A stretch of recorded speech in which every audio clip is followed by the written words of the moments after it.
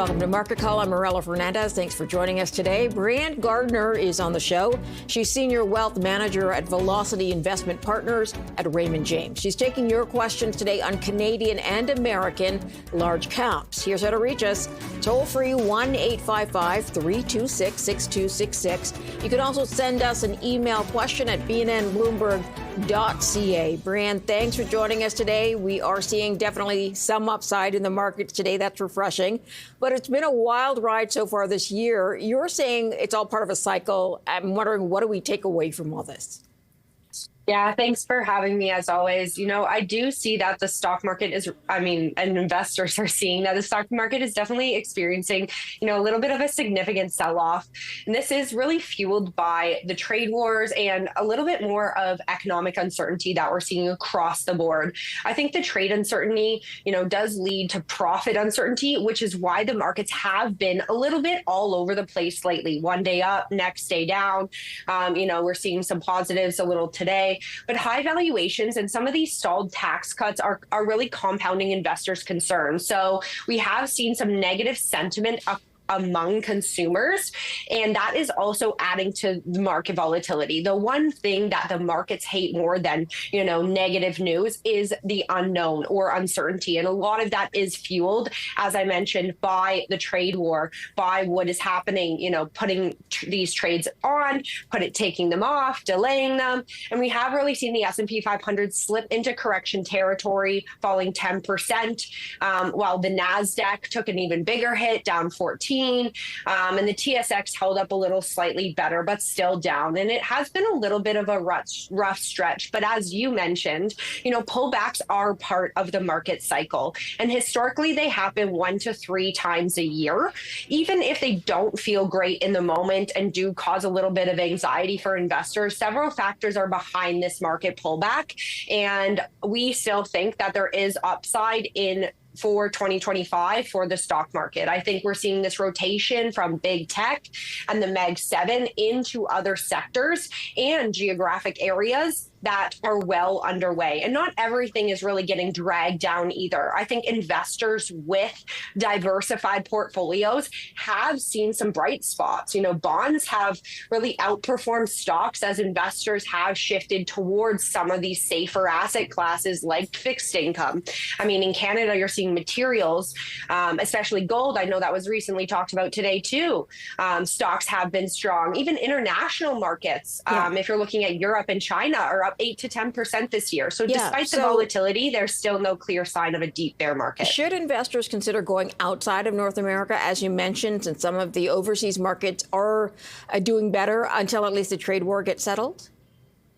Yeah, I think for us, it is a little bit, we are more active managers. So I think, and I was on in January too, talking about taking profits along the way. And I do think this is a big reminder for investors, not always to just ride the wave, but make sure they are taking some of those profits off the table and being able to raise cash to pick up stocks when they are at a sale. From an international perspective, yes, we do see some upside, or have seen some upside in Europe and China. We are a little hesitant right now, but we are definitely doing our due diligence on a little bit more international markets. But there are some geopolitical risks still that we would advise clients to make sure that they are taking in consideration, all of that before just jumping in when there is a little bit of a bounce rally there. Okay, we are going to take a break right now. Brianne Gardner sticking around, Senior Wealth Manager, Velocity Investment Partners at Raymond James, taking your questions today on Canadian and U.S. large caps. Back in a moment.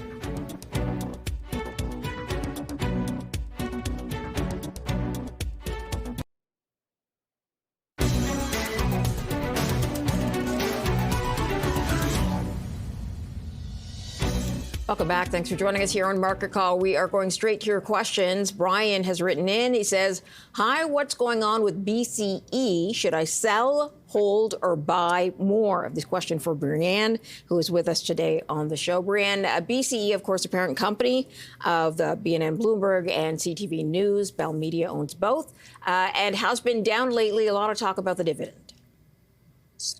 Yeah, I think the telco sector, is a little bit of we're seeing a bit of a mixed bag right now. I think you're seeing steady demand for connectivity that, does keep it defensive, but it's not a growth rocket. And, BCE is definitely a legacy leader facing some stiff competition from some of the leaner players like Rogers and TELUS.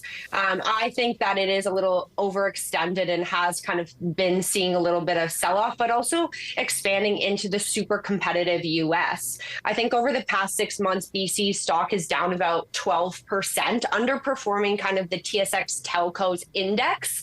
That has, we look at from a comparative perspective. But I think plus BCE is eyeing, 1 billion in cost cutting by 2028 and up to 7 billion by asset sales like the MLSE. So we know that it's not a dividend draw that, or we do know that it has a juicy 8.5% yield at today's $33 Canadian approximately.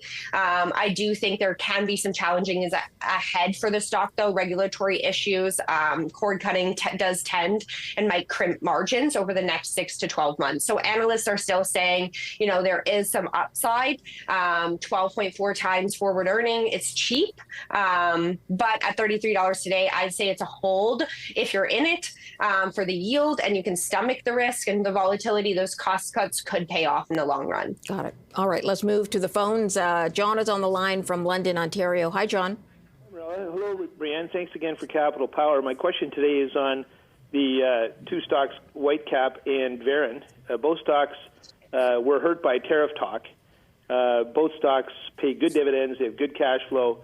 And I noticed that they've each been rising about 3 days after the merger was announced. What do you think of a hold, which will make it one of the biggest light crude companies in Canada? Thanks very much. Okay, Whitecap initially took a hit when they announced the merger. So, Brianne, what are you saying about their future?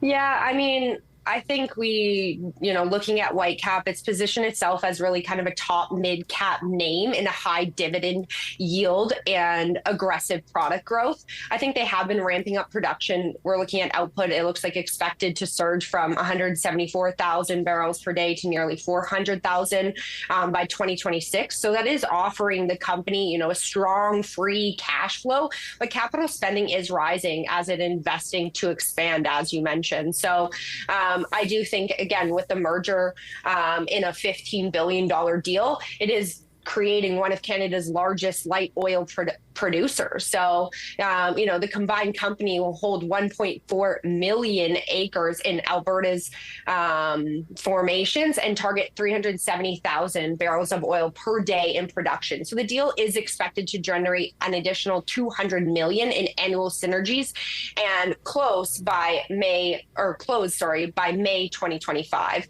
So I think looking at Whitecap, it is a stock we follow closely. Value scores a 10 out of 10 for us, and from a fundamental score, an 8 out of 10. So I think even analysts on the street are saying potential upside of about 47% from here with a healthy dividend of about 8%. Okay, definitely a hold for that one, I guess, is what we're saying. Okay, let's go back to the phones. Rob's on the line from Calgary today. Hi, Rob. What's your question today for Brianne? Hi, thanks for taking my call. I'd like to have a bit of fun with the format today and ask Brianne for her choice of a stock in the financial sector. So a bank, a life co, or a private equity firm, either Canadian or U.S. based, that's caught her attention recently. Dealer's choice. I'm looking for some security in these volatile times with potential for a decent return. Thanks again, and have a good afternoon. Thanks, Rob. All right, cast your net fairly wide. Brianne, what are you looking at? Yeah, I think I'm just going to go with one a little close to home and say Royal, obviously one of Canada's two largest banks in Canada. I think that even with the little bit of pullback we've seen in Royal stock, from a value score, scores at 8 out of 10 for us, fundamental at 8 out of 10. And it's really, I think, the king, top tier in resilience, capital, and diversified lending. So, 6 months, it's up about 12%. On the TSX, edging out the TSX Bank Index by that's up 8%.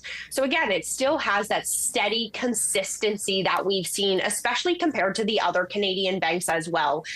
They had strong Q1 with 5% loan growth, really shrugging off a lot of those rate cut noise. So our outlook is, we see some upside still in the wealth management and the U.S. expansion that could continue to lift earnings for Royal.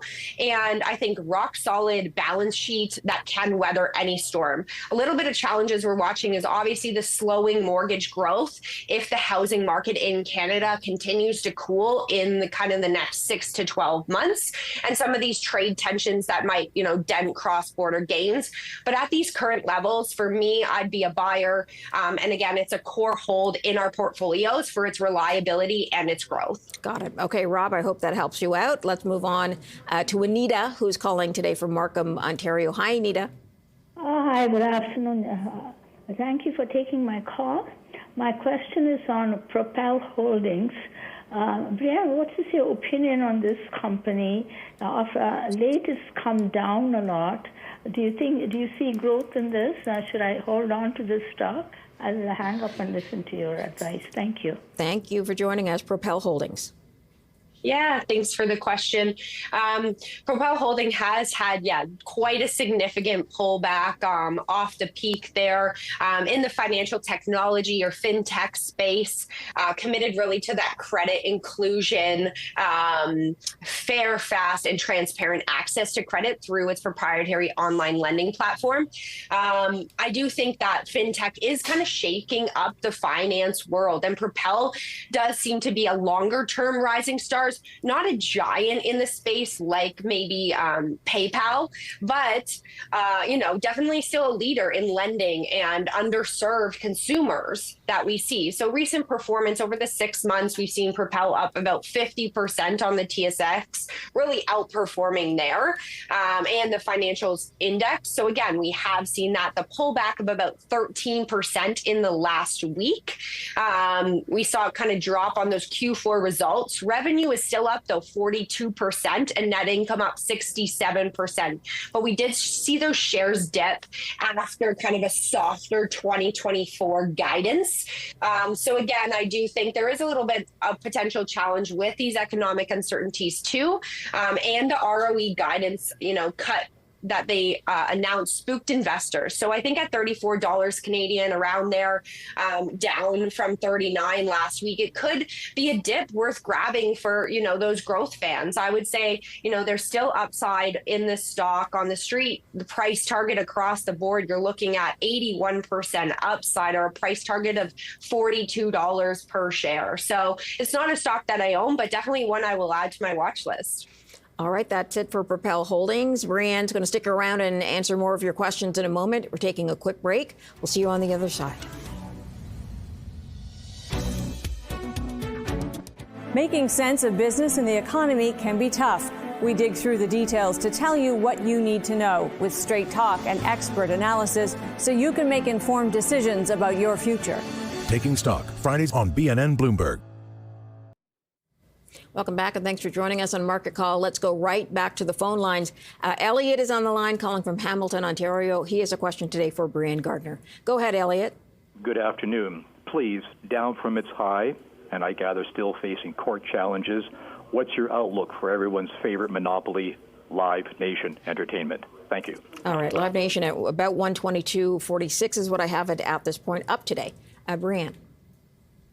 Yeah, Live Nation, you can see quite a significant pullback there. Live events still are booming. And as, Elliot mentioned, Live Nation's the king, dominating kind of ticketing via Ticketmaster and a giant through its rivals like StubHub. I do think 6 months, still the stock's up about 20% on the New York Stock Exchange, really outpacing the S&P 500 consumer discretionary sector. But again, not stellar with some chop. I think we saw March 13th headlines. There was the federal judge kind of shot down Live Nation's bid to toss the DOJ's antitrust case. to split off Ticketmaster. So again, I do think there's a little bit of noise right now with the stock upside. I mean, record concert demand and venue control could lift 2025's revenue past that $25 billion.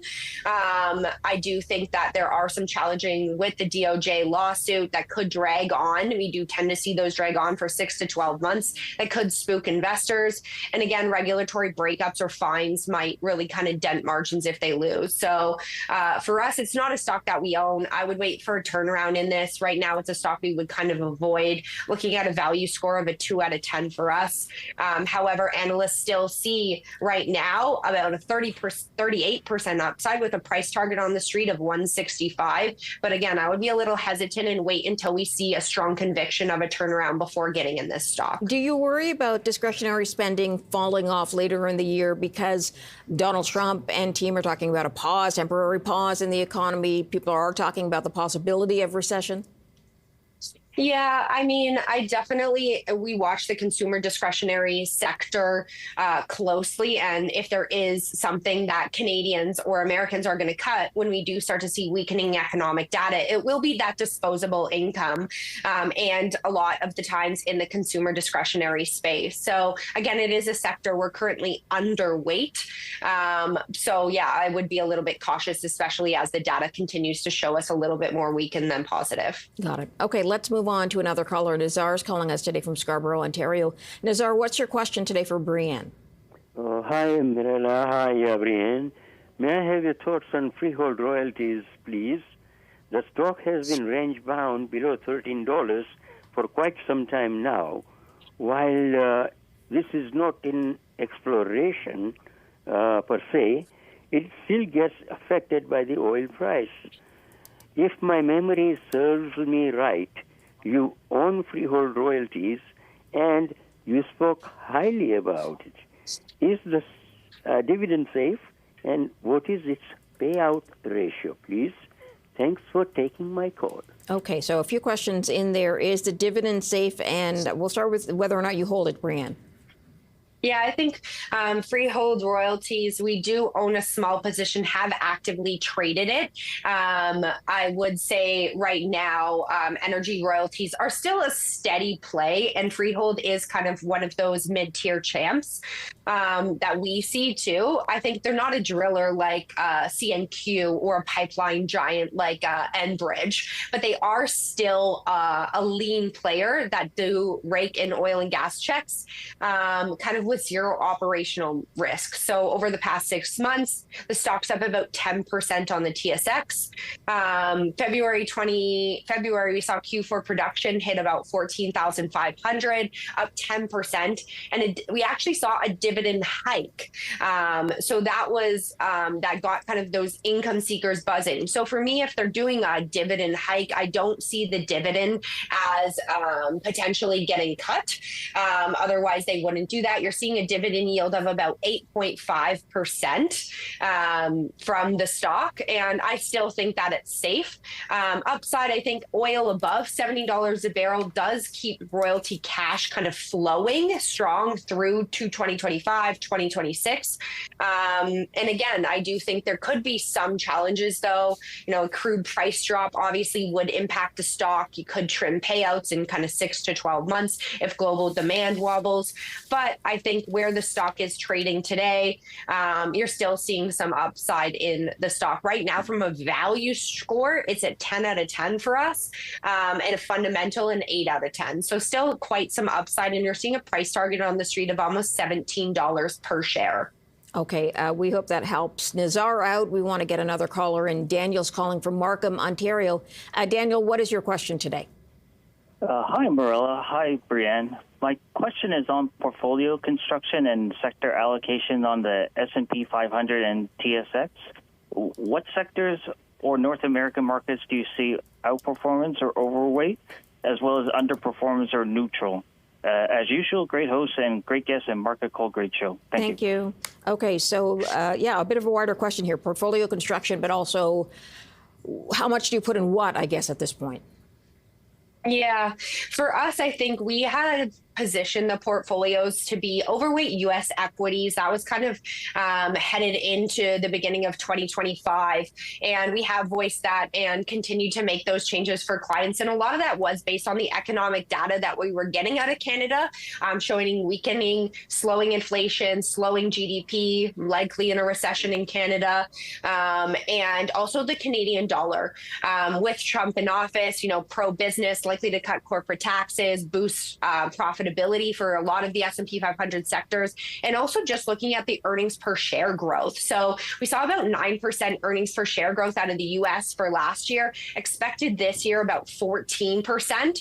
And a lot of the sectors that were even negative last year, like materials, industrials, energy, are all expected to have positive earnings per share growth. So for us, that is telling us, going from that Mag 7 concentrated portfolio we saw last year to a more diversified portfolio being the winner for 2025. And I do think we're already starting to see that come to fruition. So we are seeing a little bit of a turnaround in 2025 earnings per share growth projections. Sectors I do like: materials, energy, industrials, and healthcare. We are overweight for the S&P 500. I mean, healthcare alone, we had earnings per share growth last year of 5%. This year expected to see 20% growth there. Got it. Okay, we do have to take a quick break on that note. We're going to return with a look at Brianne's past picks. Back in a moment.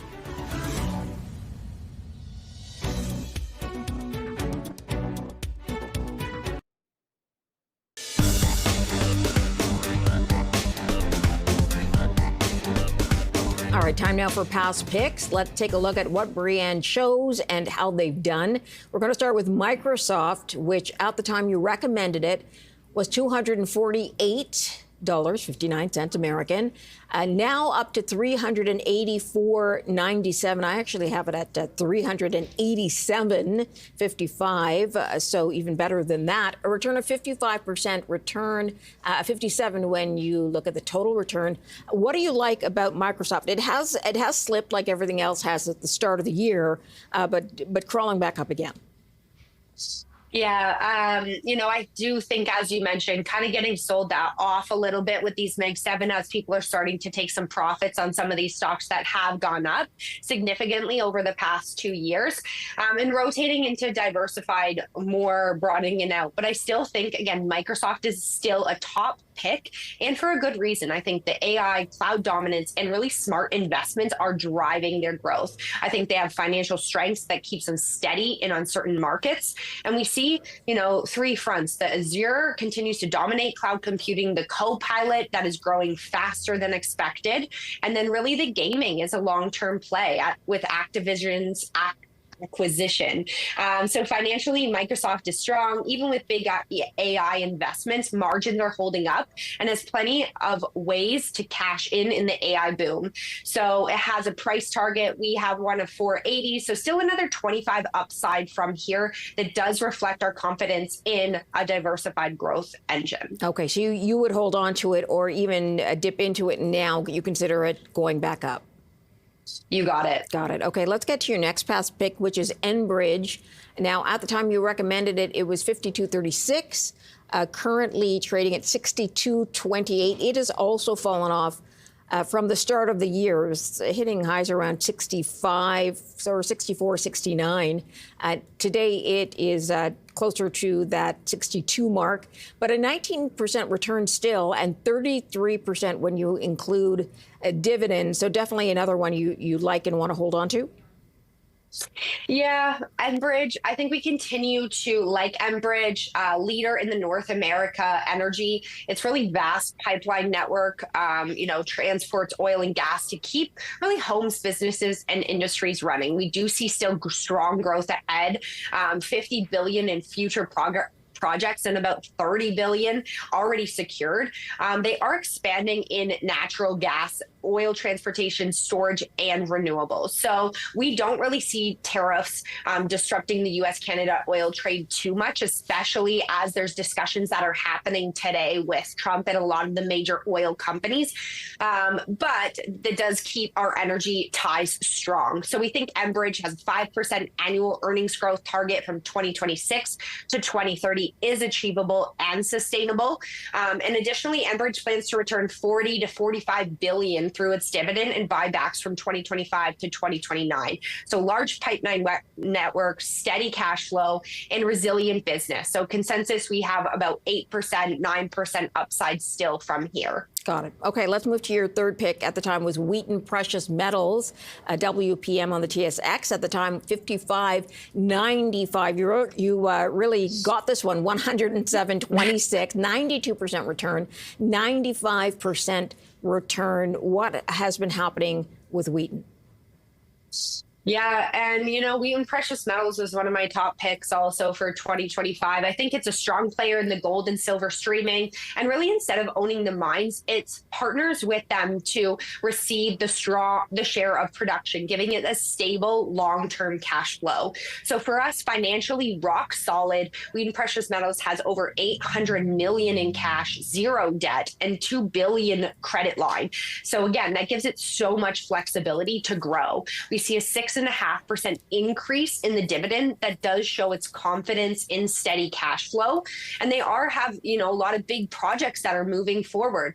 The Salobo's expansion is on track. The Goose and Blackwaters mines will start producing gold soon. So again, we see a lot of strong momentum in the future. I think by 2030, Wheaton Precious Metals expect to produce nearly 1 million ounces of gold and silver per year. So again, continue to like the stock right now in this current market environment. It remains part of our portfolio. Again, we have been taking profits though and gains and rebalancing back to our model weight as we have seen such a strong growth up. So consensus, we still see about 4 to 5% up here, but we have been trimming back along the way. Absolutely. Okay, let's take a quick break. Brianne Gardner sticking around to take your questions. We're back in a moment.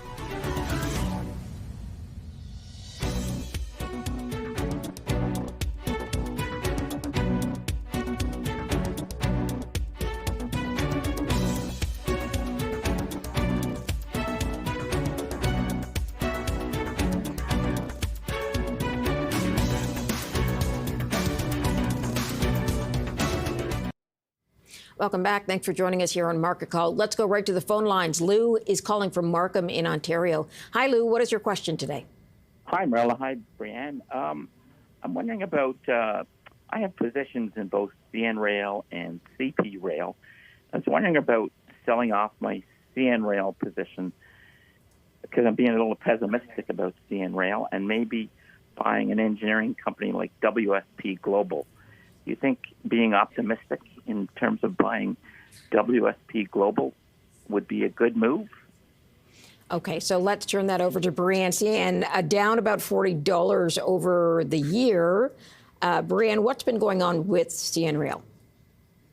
Yeah, I think CN Rail, North America's railroads, a critical piece of really the supply chain, does remain still a dominant player in a vast kind of network linking Canada and the U.S. I think we saw a rough Q4 marked by really the labor strikes and extreme weather. So it is expecting a pickup, though, in demand in 2025. However, we are a little cautious with rising costs and lower productivity that could pressure margins. So I think you're looking at the EBIT margins have declined from historical highs, weighing down on higher wages and operating inefficiencies. Did repurchase 3.7 of the shares in 2024 and is expected to buy back another 2.3 in 2025 and still maintaining its dividend yield of about that 3.4%. But we are seeing CP the merger adding pressure, increasing its competition in kind of those key corridors. So it does still remain a stable long-term asset, but I still see it, the stock kind of facing margin headwinds. I would prefer UNP for its better cost management, stronger network efficiency, and more favorable long-term profit kind of trends. Looking at WSP, just a quick recap. Again, I think you've seen it traded a little bit sideways right now. Fundamentally scores a 10 out of 10 for us. Upside on that stock, you're looking at about 19%. You're not getting the same dividend yield you are getting from the rails, but again, it is another stock that we have watched closely, and I actually do own WSP as well. Got it. Okay. Lou, I hope that helps you out. Let's move on to Bob, who's calling from Bowmanville in Ontario. Bob, what's your question for Brianne? Hi. Just your thoughts. Besides J.P. Morgan, which U.S. bank would you buy today? Casting it wide again. Which U.S. bank? I like JP Morgan would have been my pick. So I'm still going to stay in the financial sector, but I would choose actually Visa. I think that, again, the payments are kind of lifeblood, and Visa's, is really an undisputed champ. So you're still getting that exposure to the financial sector. I think even leaving MasterCard and FinTech really in the dust compared to Visa. We've seen the stock up 6 months around 23%, from kind of 275 in September 2024 to 338 around there now. Again, outperforming the S&P 500 financials sector by about 10%. So we saw Q1 showed 8% transaction growth by Visa.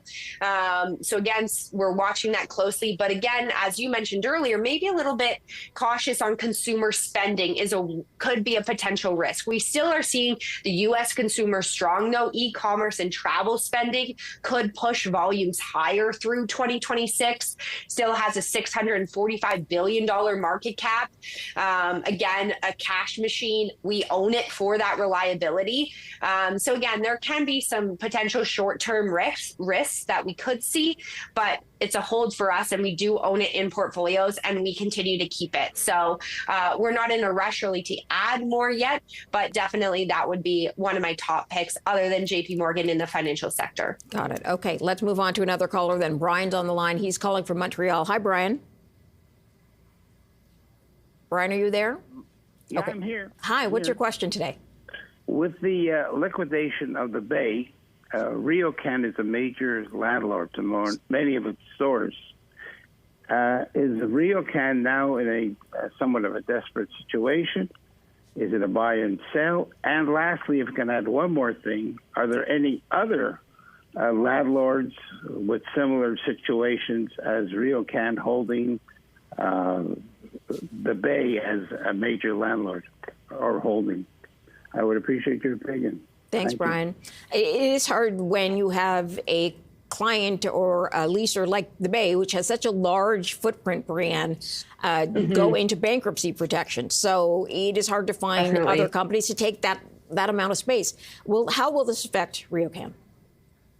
Yeah, and I'm not sure if there's other companies, the last part of that question, Brian, but I will touch on kind of the RioCan and the stock specifically. I think, real estate can definitely be a great steady income play for investors.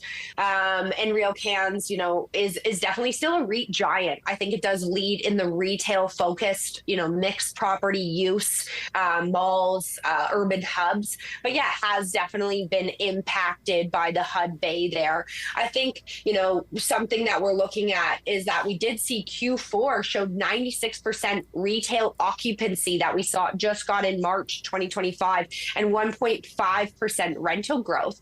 But we are still getting pressures from kind of those e-commerce that are lingering, right? So RioCan does have over $500 million debt issuance in January that did bolster its balance sheet. We see rate cuts that could continue to spark leasing demand in the portfolio, 6% yield. So you're collecting some income by still holding the stock, even if the price is swinging around. And I still think it's a cash machine for income lovers. Obviously, online shopping does keep retail REITs on their toes. And as we talked about too, over the next 6 to 12 months, could see that slowing down a little bit. But I do think that their debt that they do have is still manageable. And they can still do well. So for us, I would say RioCan right now, even with this sell-off, would be a little bit of a hold, still reliable, not too thrilling.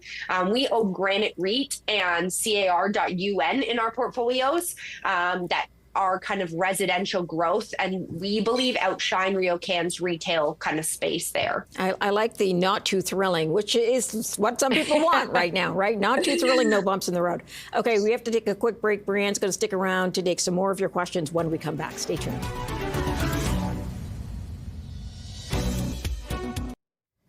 Welcome back. Brianne Gardner is here taking your questions today on Canadian and American large cap. She joins us to take those questions now. David's on the line from Ottawa. Hi, David.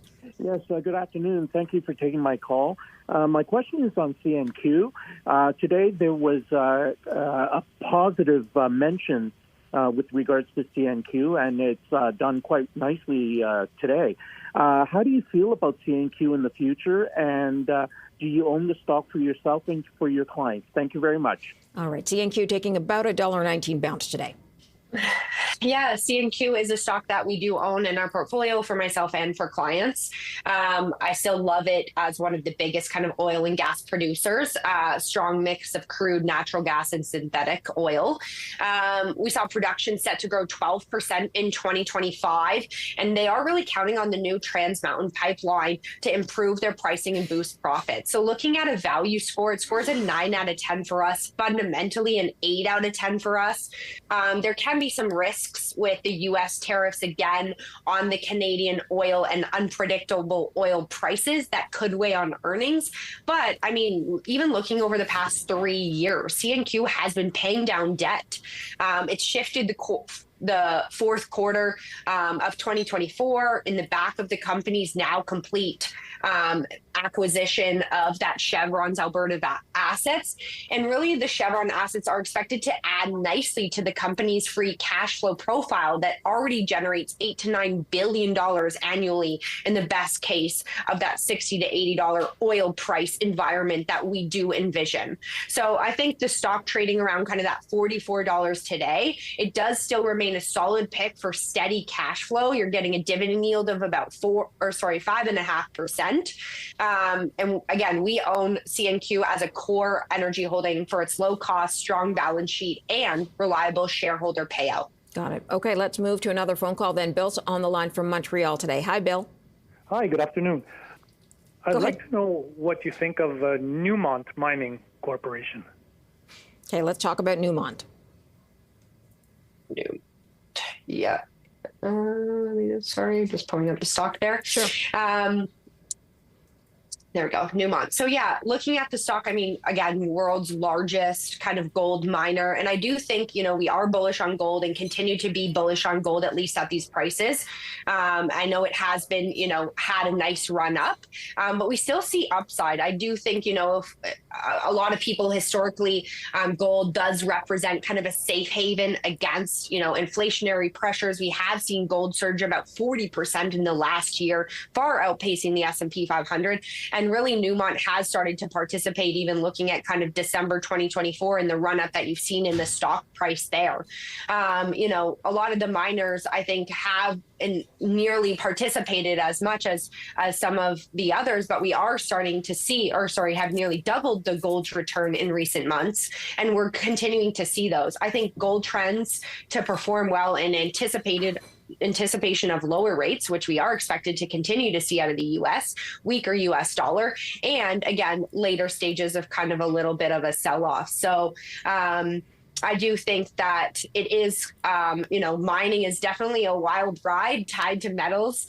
And I think 6 million ounces per year is really what Newmont produces. So looking for us upside again, gold push through 3,000 per ounce could lift margins if the cost stabilizes. I think world-class assets will continue to do well. Some challenges I'm seeing is, the costs did jump $40 per ounce in 2024 and weak 2025 guidance out of Newmont. So again, flat revenue, we saw it about 18 billion, did spook investors. So if gold does dip, I think profits will shrink fast. So it's still stable, still has some upside to run. I think you're looking at price target on the street of about $82 per share. So still about 19% upside for the stock.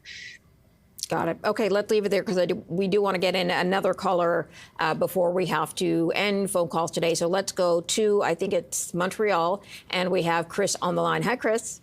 Yeah, thanks so much for taking my call.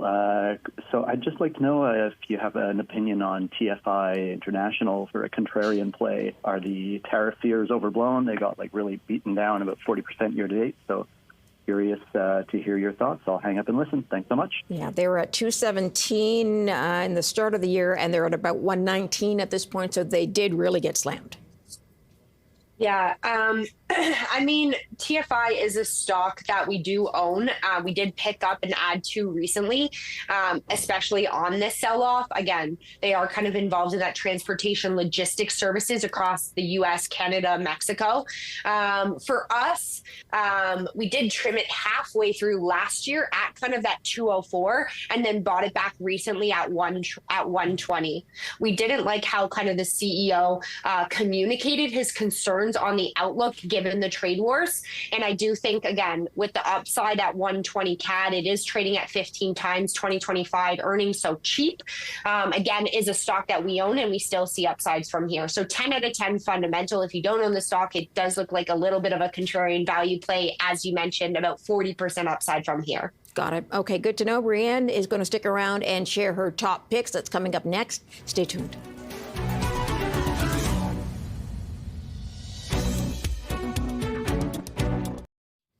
Welcome back. Time now for Top Picks with Brianne Gardner. We'll take a look to what she is looking at forward moving. Meta Platforms, Brianne, is your first one.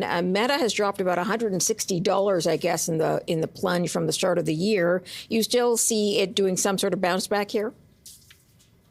Yeah, I mean, I think, again, you're seeing Meta sell off with a lot of the Mag 7 as we are seeing profit taking and rotation and a little bit broadening out. But I do think that Meta is going to be a leader for 2025 once we get through this. I think with over 3 billion daily users, Meta is deeply integrated into people's lives.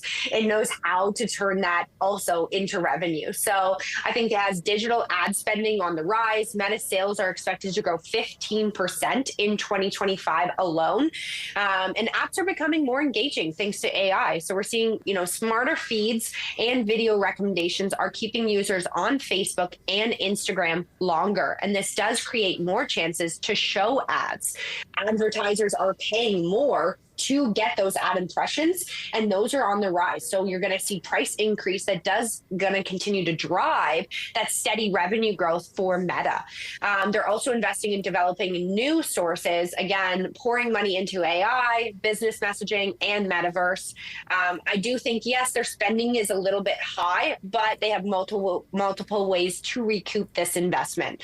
I think the company is financially solid. They produce a massive $91 billion operating cash flow last year alone, and using part of it for buybacks and small dividend payments was showing they're reinvesting back into the business. So for us, we have an $800 target on the stock, so about 37% upside from here.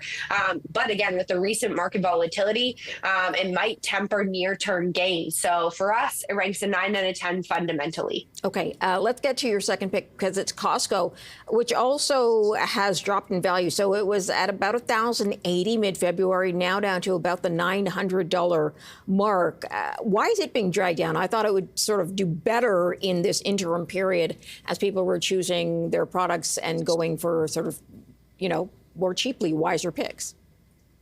Yeah, I mean, we're starting to see Costco's profitability improving and is expected to continue expanding, really thanks to, I think, their e-commerce growth, the Kirkland signature sales and advertising revenue. They still are obviously a very reputable brand, continue to open between 25 to 30 new stores per year, bringing it close to 900 locations. And now they're also continuing to grow and add their footprint into China. So again, in the consumer staple space, so we like it for their stability, steady growth. No matter the economy, again, if we do go into recession, bear market, people need to buy essentials. And retailers like Costco will continue to perform well, even in uncertain markets or volatile times. So we like Costco's membership model. They have now 78 million paying members and an impressive renewal rate of over 90%. So again, that's that reoccurring subscription revenue is really a major strength. We saw their sales grow 5.9% last year and 9% in the last quarter. So again, demand is still strong. Yes, sales are rising, not just from price increases, but from more shoppers turning to Costco for those bulk savings. So again, for us, we see it as a stock that's going to continue to rebound and do well. And I think they do have that stability to weather this volatility over the long run. So expected to see earnings per share growth of 9% in 2025, another 9% in 2026. We have a target of over $1,000. That implies nearly 20% upside from here. And for us, fundamentally, it does score a 9 out of 10. Okay, let's move quickly to Eli Lilly. That is your third pick. They also dropped about $100 so far this year, again, from February until this period. Forward looking, what do you like about them? Yeah, I think looking at Eli Lilly, I mean, again, I talked earlier about why I love the healthcare space and the healthcare sector for its value and defensive nature. Again, it's shown over a 6% gain year to date, while you're seeing a lot of other sectors sell off. I think even an attractive value for the healthcare sector, we're looking at the forward PE. And Eli Lilly is really one of our top picks in healthcare. It's diabetes and obesity drugs do continue to drive sales. Though I have noted before, there are supply constraints for weight loss treatments. I think their new FDA-approved Alzheimer's drug is on pace, though, for $500 million in 2025 revenue. And new drugs for cancer, skin conditions, ulcerative colitis do really further boost their earnings growth forecast. So for us, we still see some upside from here. Again, over $1,000 price target. 25% upside on the stock for us. So ranked a 10 out of 10 fundamental. Brianne, I got to leave it there with you. We're out of time, but thank you for taking some questions today. Appreciate that. Thanks for having me. All right, let's take a quick look at the markets as we head out right now. Markets getting a bit of a bounce back again today. 287 up is where we see the TSX. We'll see you again on Market Call tomorrow.